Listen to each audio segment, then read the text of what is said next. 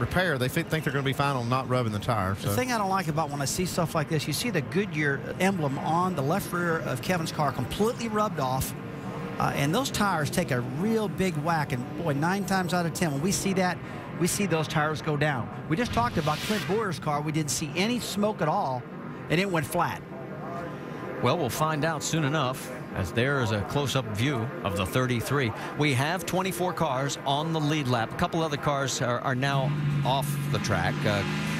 David Starr is behind the wall, so is Brian Keselowski.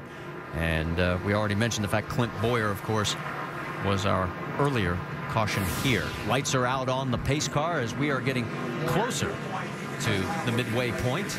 It'll be Kyle Busch on the inside again, Carl Edwards right alongside, Joey Logano, Jamie McMurray in row 2, and then Reed Sorensen, Greg Biffle in row 3. Yeah, Jamie McMurray's done a great job all day. Not having run these cars in a while, and he's got the 88 car up there in the top 5.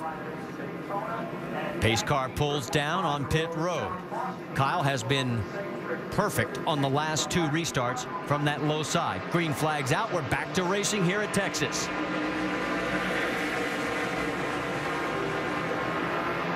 Bit of a log jam 3 wide as they head down into 1. A 6-car Stenhouse. Cooler heads are prevailing, giving some room.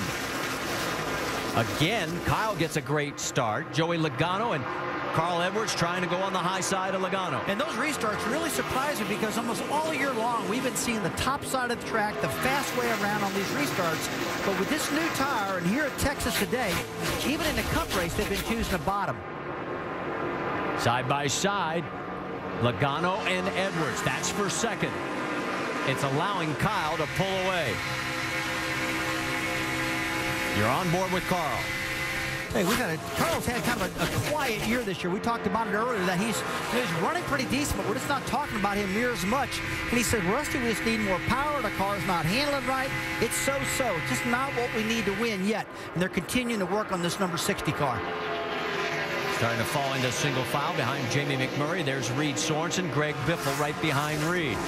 Yeah, Biffle made that big charge at the beginning of the race. And like you said, Marty, when it got to the better cars, that going got a little tougher. But now he's up to 6th and now looking for more. Well, a little further back in 10th place. Here comes Brad Keselowski. Remember when he had that earlier problem, lost a lot of ground. He is now working his way back, getting around Trevor Bayne. Stephen Wallace also putting a little pressure on the 99. It's a tight race. These guys have been hanging out pretty low all day long. Got pretty good handling cars. You see Keselowski and Bayne and Wallace. They've been flopping it back and forth. And in front of that pack, Justin Allgaier's had a steady run throughout the day, too. He's worked to the bottom of the track, the top of the track. And here's a young guy just got his first win this year at Bristol. He's feeling pretty good about his chances.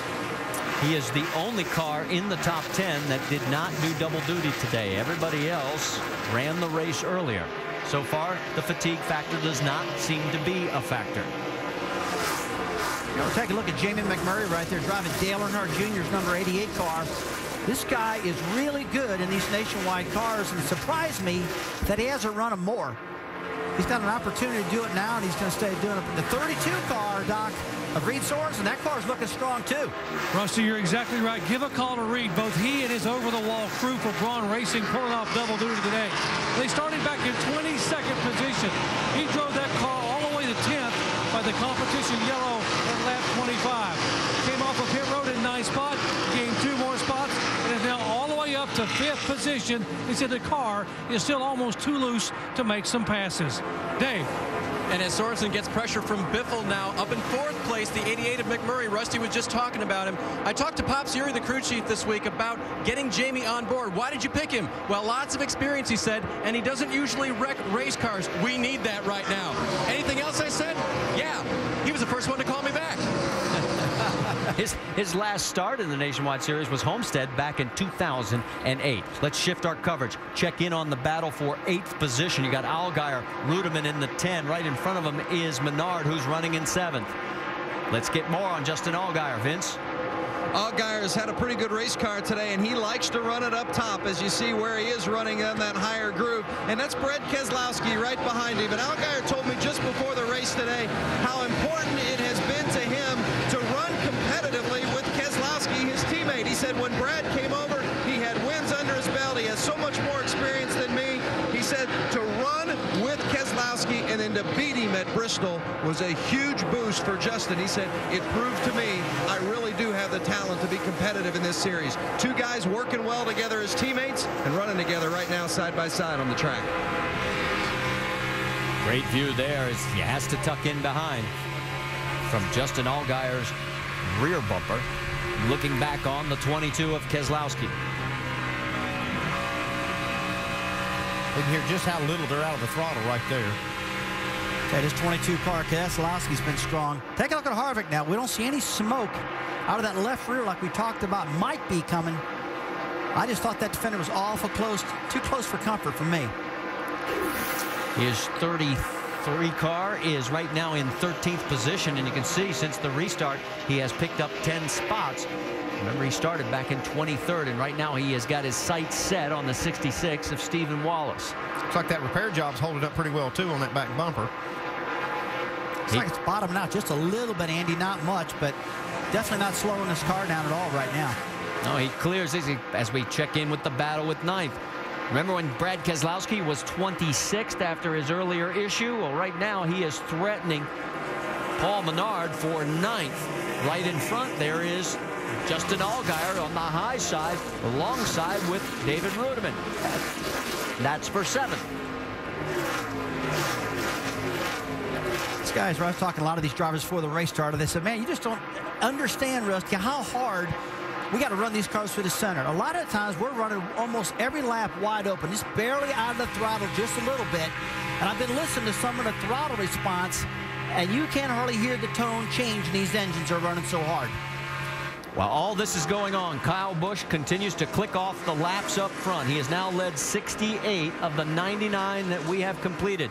And all you family members, both of our crew and all the crews on the track, I can guarantee you one thing. We are coming home because we are now halfway, which means this race is official no matter what happens from here on out. Stay with us. There's your top 5. Can Kyle get 5 in a row? Stay and find out. All right, let's get caught up on what's happened so far with our 5-hour Energy Rapid Recap. Of course, we're racing on a Monday after 2 straight days of wet weather. And the 43 cars came down for the green flag in front of an enthusiastic crowd. And here comes Kyle Busch in his drive for 5 straight wins at Texas Motor Speedway. He has now led a total of 74 laps. Makes his crew chief, Jason Radcliffe, happy.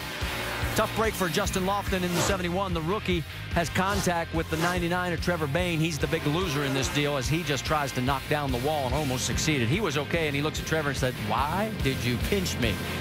And a lot of double-duty drivers, and 2 of them got together. That was Kevin Harvick and the 21 of Clint Bowyer. And a few laps later, it would be Bowyer suffering the biggest because he would hit the wall as well. And right now, Clint Bowyer, who had top 10 finishes in his last 3 Texas starts in the Nationwide Series, is out of this race. There is our race leader, Kyle Busch. He's now led 76 laps. The drop back to 2nd place and 3rd, almost side by side, is 1.7 seconds with Logano in the 20. And here comes Carl Edwards taking a look. I've been watching lap times of Carl Edwards, and he has been really faster than anybody. He just can't seem to get around Joey Logano, but he's got this car handling better than it's handled all day long, and he's just eating the bottom of this track up. This is one of the longer runs we've had today, too. And it looks like Carl Edwards' car comes in after they've run quite a few laps here. So Carl takes over 2nd place here at the O'Reilly 300 at Texas Motor Speedway. He's trying to open up a little gap and close down that lead of 2.03 seconds of Kyle Busch. Let's get more on the 60 from Vince Welch. Well, Carl's been really happy with it throughout the course of the day. Says it's just a little bit free. That was the communication to Drew Blickensderfer just a moment ago. But as you can see, good enough to get past the 20. You know, mentioning Blickensderfer, he came from the Cup Series where he was crew chief of the 17. So he was not around the Nationwide Series at all last year. And he said it's amazing how much the Roush Nationwide cars changed in that amount of time and how he has had to play catch up this season. But he said, I feel like I'm getting real close to being where I need to be, and that may be good news for Carl Edwards in that search for the first victory in the 60 this season. Well, Dave Burns? Hey, Vince, as we see the battle for 5th there on the right just a second ago, let's go back to Joey Logano and why he got passed by Carl Edwards. In fact, he mentioned the freeness that you talked about. He said the 60's a little bit looser. It gets yaw a little bit better than I do. I think you need to give me more of that the next time we come down pit road. It was better, but you need to give me some more. Jamie? Somebody else that's won some Greg Biffle, fourth right now. He started 42nd because